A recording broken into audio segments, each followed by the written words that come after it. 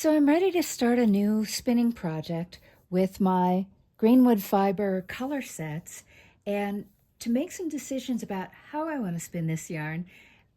It's good to look back at what I already spun. So this is part of Greenwood Fiber's wonderful year-long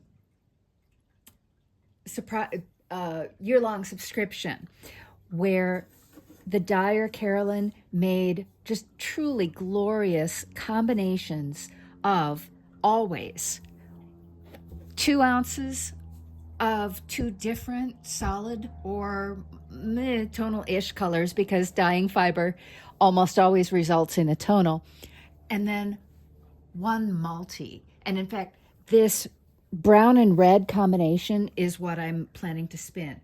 But I want to remind myself of some of the choices I made in other batches. So there was this delightful batch of a purple solid, a yellow solid, and then a multi with purple and rose and a little bit of green all mixed together. And that yellow is really, really bright. I love yellow. I can't wear it very well, but I loved it. And so I kind of toned it down. I mean, you can see how bright it is in the spots where I had just yellow plied with yellow. So I kind of toned it down in this bigger skein by doing a one very fine strand of yellow combined with two other strands. And I didn't take good notes. This is what happens when you don't take good notes. You can't remember. But you can see that there's I think I did the multi and the purple, the solid purple, as their own strands. But because it's a one strand of yellow to two strands of other colors, the yellow kind of recedes a little bit. It pops out as little dots instead of long patches. And when I ran out of those colors, I had to ply one strand of yellow, one singles of yellow with whatever was left. And here, even without that, these big streaks of yellow, the yellow is just way more pronounced.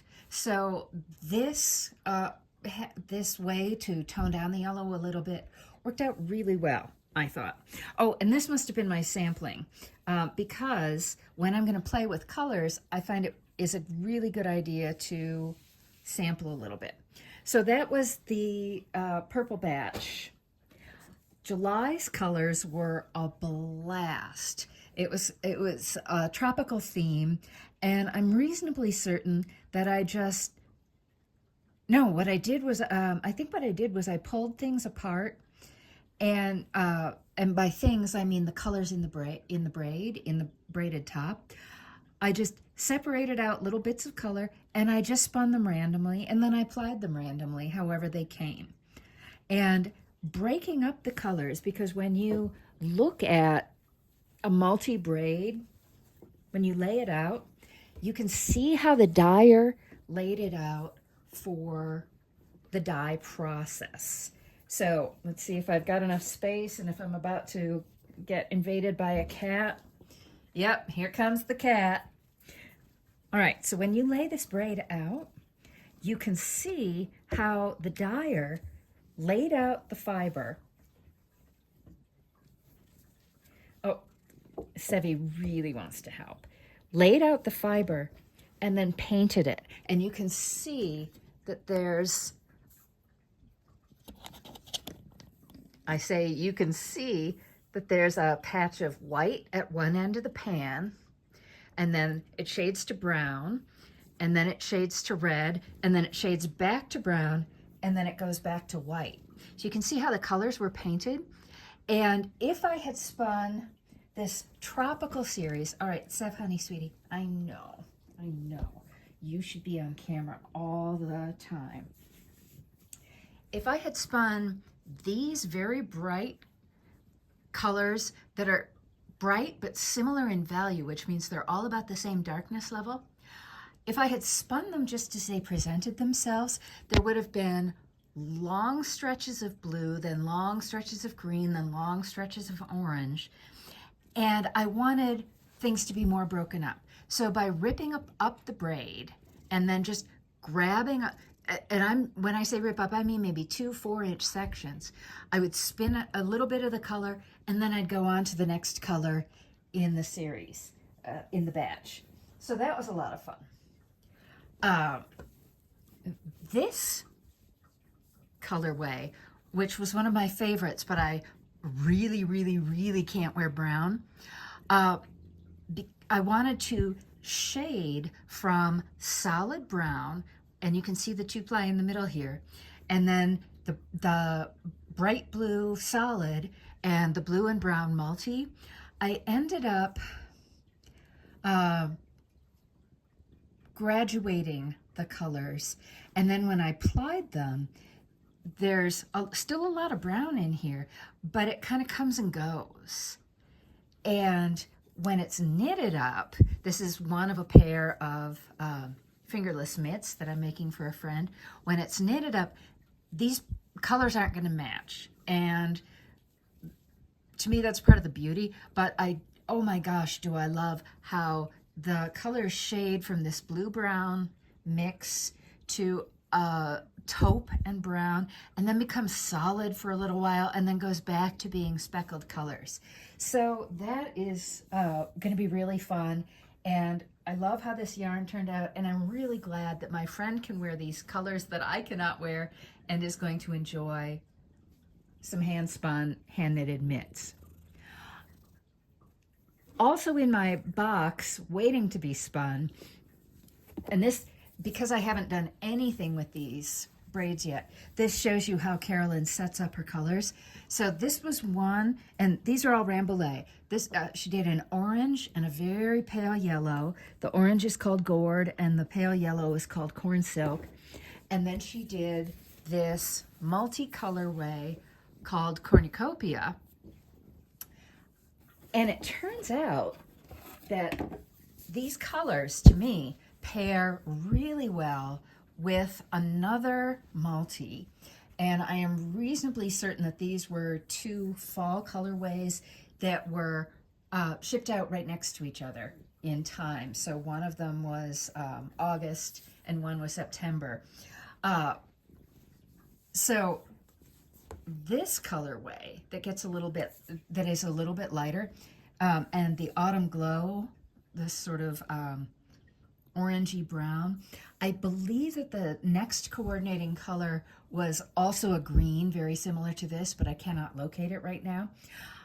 I love how all these colors work next to each other, and I think I'm going to spin them all together. So I'll have 8 ounces of variegated and 8 ounces of the solid dyes to mix all together. And I think I'm going to do them rather like the tropical series, which is to say I'll rip everything up into small sections and just mix them up in a big bowl. And as I'm spinning, I'll just randomly grab out colors and see how they come. Since Carolyn's inspiration, she always sent us these lovely little inspiration packets for her colorways. Since her inspiration was autumn leaves and autumn harvest, I want to sprinkle the colors around like I was walking through an autumn landscape and seeing all the colors of the trees. But again, I want to point out something before I talk about my decisions for this next bit. These colors, though they are very different in hue, which is to say there's reds, there's purple, there's greens, there's golds, there's oranges, they are relatively similar in value. If I took this, if I had a way to do this, and I probably do, but I don't know how to do it. If I had a way to show you these colors on video in black and white, you would see that probably only this very pale yellow really stands out as being lighter in color. And all the rest of these colors, this might also come close, but even this is darker in value. But if you saw these all in black and white, you wouldn't see much difference except for this shade standing out. Everything else, and then every now and then you'd see a blip of a much darker color that would stand out. And so these are going to work really, really well. Just kind of all jumbled together, see what happens, do things that way. Okay, but this last batch, which was I think it was a winter colorway. All right, Sev, I know, you really want to help, and you're right. This is why my coffee table is never bare. It's because if it's bare, there's a cat lying on it. So that's my story, and I'm sticking to it. All right, but this set of colors is really, really different. This red and this brown are about the same value, but look at how different this white is. In other words, these colors not only contrast a lot in hue, they contrast a lot in value. So, and the inspiration was a cardinal on a tree branch in a winter, in a snowy landscape.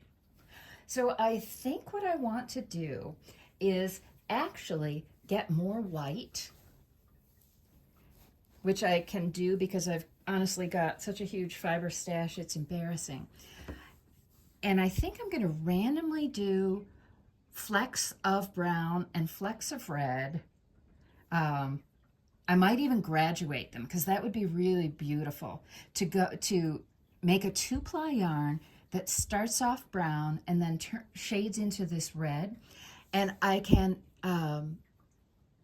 do that very simply. I just spin all the brown, and when I'm done with it, I spin all the red. And the variegated, again, I might rip it up, or I might not. I'll see how some of these decisions play out when I make a sample. So I could do 1 ply that is the brown shading into the red.